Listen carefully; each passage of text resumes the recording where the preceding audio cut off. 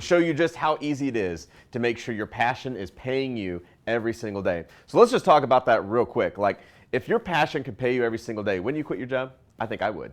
And so how do you make that happen, right? How do you go out and how do you source income? How do you monetize something that you're actually passionate about? See, a lot of my friends, they love fishing. Some people love hunting. Some people love, going out boating on the Lake of the Ozarks. Or maybe it's sewing at home, or maybe it's reading books, or playing on the computer, or building, video games, or whatever you want to do. Whatever your passion is, why can't you just get paid to play, right? Because the way I look at it is, if you love what you do, you never have to work another day in your life. And that's exactly what it's talking about, or what I'm talking about today on Passion Today on Marketing Monday. So real quick, let your passion pay for you. I want to give you some ideas. So the first thing that we do is, why we talk about this? Well, the thing is if you could wake up every single day and do what you love and get paid to do it, you would never work another day in your life. You wouldn't have a boss. You would never go to work stressed, right? Because you're in love with what you do.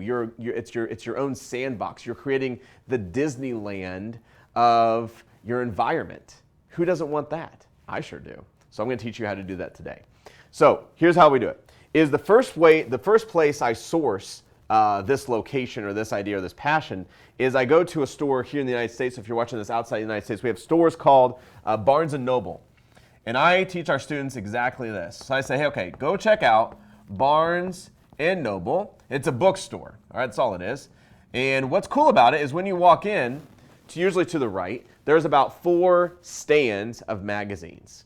And I take a day to do this. I go out. There's usually like a Starbucks or a coffee place they have at the bookstores. And I say, go get a coffee and go and find 3 to 10 to 20 magazines around something that you would be passionate about, that you could go to a bar and you could talk hours on end to someone across the seat from you because you're just so passionate about it. Maybe it's beer drinking. Maybe you love beer drinking so much that you're like, man, I'm passionate about beer. Or maybe it's deer hunting. You're so passionate about deer hunting, you could talk days about it. Or maybe it's going out and fishing. That's something to be passionate about. Or maybe you love cigars or whiskey or whatever it is. Maybe you love soccer. Like, it doesn't matter what your passion is. What matters is you're not getting paid to do it. That's what matters. But I'm showing you here today on how to make that happen. How cool is this? By the way, share this with somebody that needs to hear this type of message, right? It's time that we start getting paid to play, to be passionate about something, not to go to work on Monday traffic, going through the traffic, waking up at who knows what time, just to travel 2.5 hours to and from work, right? To be hateful, hating your job. Like, that's not what life is about. Life is about living. And that's what I want you to do. But not only that, live through passion.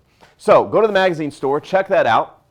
Barnes & Noble. I want you to go find magazines that you're passionate about. Something that you're like, man, I would totally buy this magazine. Maybe you already do. Maybe you're a subscriber to these magazines. Go grab those ones, right? And sit down and start to analyze. You see, you're going to become a detective today on how to be an analyzer. You're going to go and find these magazines, open them up, and take a gander, right? What do you see? Take a notebook on the left side. Maybe if I'm left-handed. Take a notebook on the left side, put the magazine on the right, and go page by page. I'm not saying read every single article. What I'm looking for is who is advertising on each page. And then I flip to the next page. Who advertised on those pages? I'm writing down the company name. I'm writing down what they advertise. Is it a product? Is it a service? Is it an event? Like, what are they advertising? Or is it just kind of a broad advertisement, right? Like one page for a cologne. It doesn't matter what it is. I don't care, big or small. Maybe they're advertising a knife. Maybe they're advertising a crock pot. Maybe they're advertising, scissors that cut through thread. Whatever it is, I'm writing it down. And so then I create this list of companies. I create the list of products. And I look through that magazine. Then put that magazine to the side, and I go to the next one that's in the same niche. And I open that magazine. I start to do the same thing. And what you'll notice is over the course of the magazines that you pick up is patterns. You'll find patterns of products. You'll find patterns of companies. And that's the coolest thing because keep in mind, we are only within one issue of the magazine. So to recap here, you need to go to Barnes & Noble, find magazines that you're passionate about, become the detective, and look and research and see which products are selling within all these magazines. And that could be the key to what you go and sell online. You see, that's exactly what we do here within our company, within our organizations. I go out and I subscribe to all these magazines.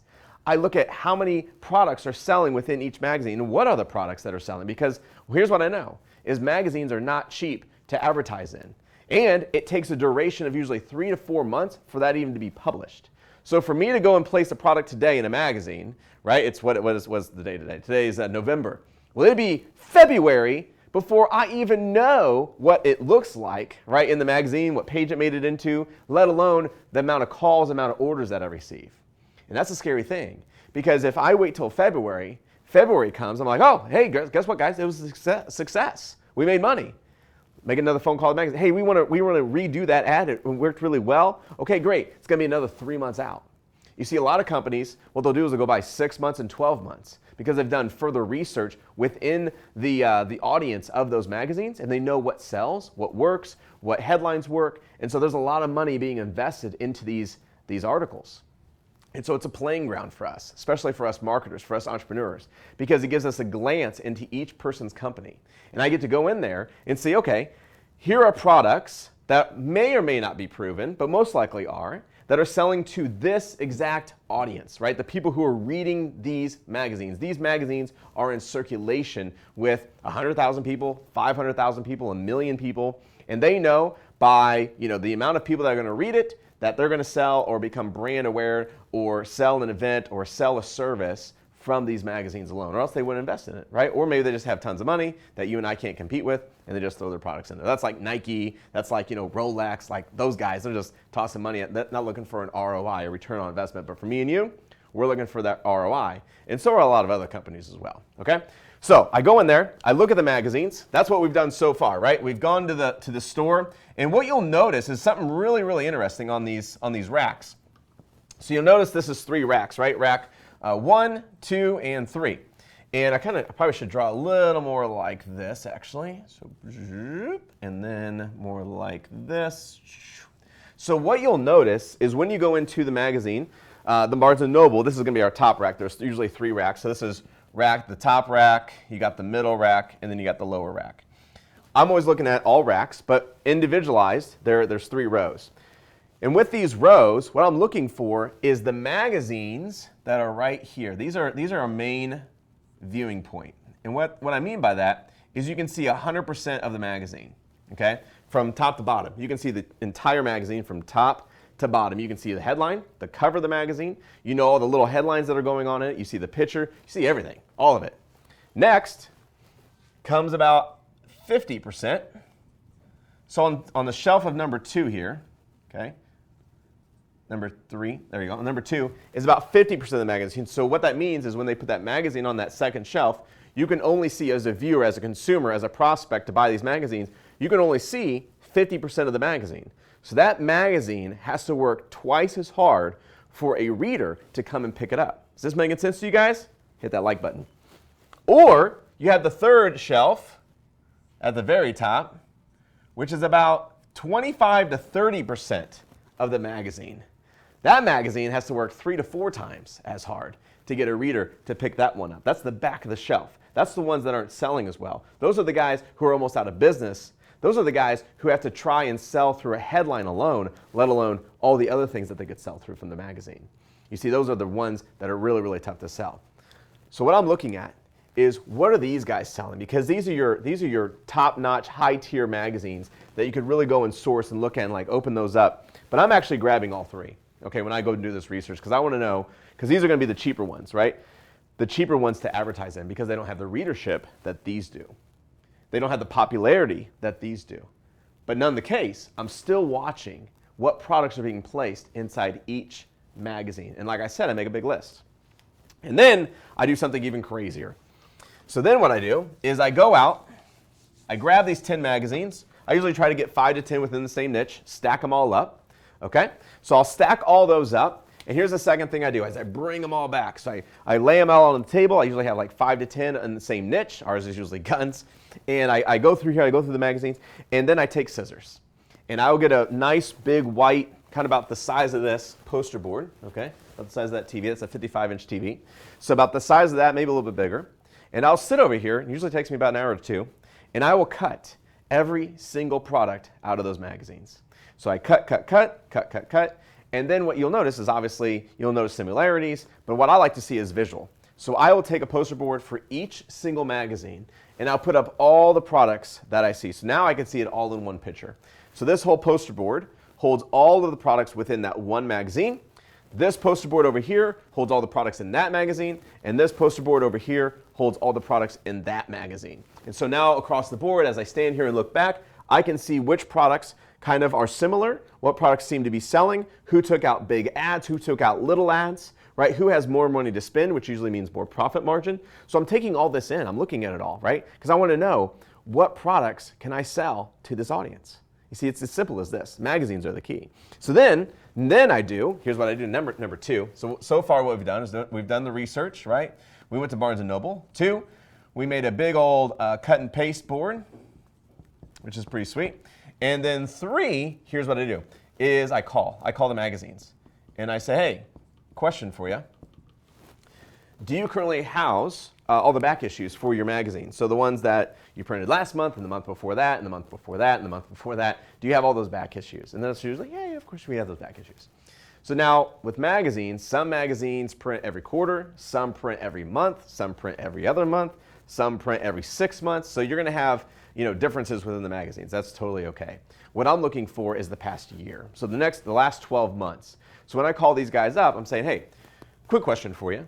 Do you have the past magazines for the last 12 months? And usually the case is yes.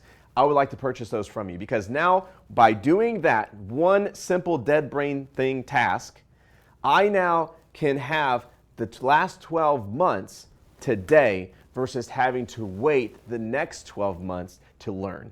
See what I'm doing here? So I'm gaining knowledge almost instantly from the previous 12 months. I'm packing it all into one day.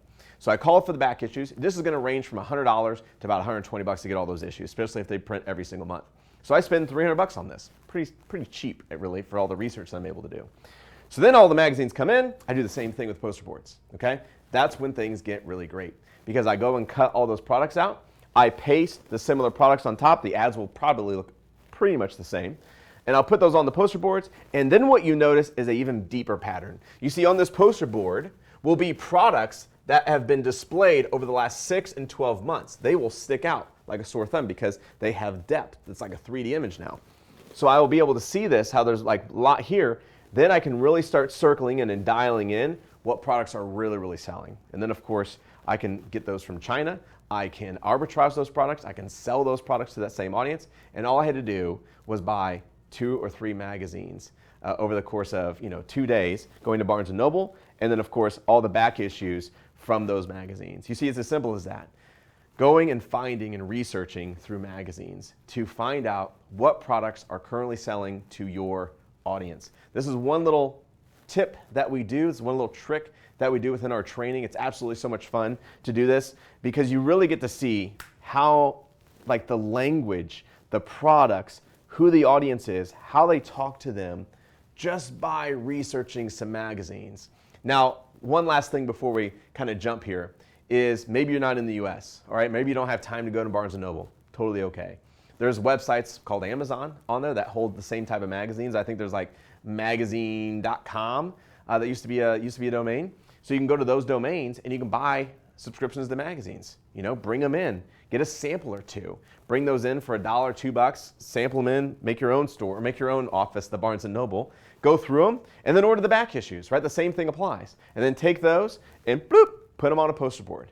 My friends, that's as simple as it is to do niche research. You see, now, by solely using magazines, you can start living vicariously through your passion, right? And not only get paid to do it, but also live the life that you deserve. My friends, thanks for coming and watching here on Marketing Mondays. We're here at 11 a.m. Central Standard Time to give you guys value, to give you content, to have you have some obtainable action items to go home with and use and resource. And I hope that you do. I hope that you implement just this little thing today and look how big of an impact it will have on your business, on your life, and on your future. My name's Trey Lewellen. Thanks for watching today's Marketing Mondays. I will see you guys next week. Same time, same place. Check you then. Bye-bye.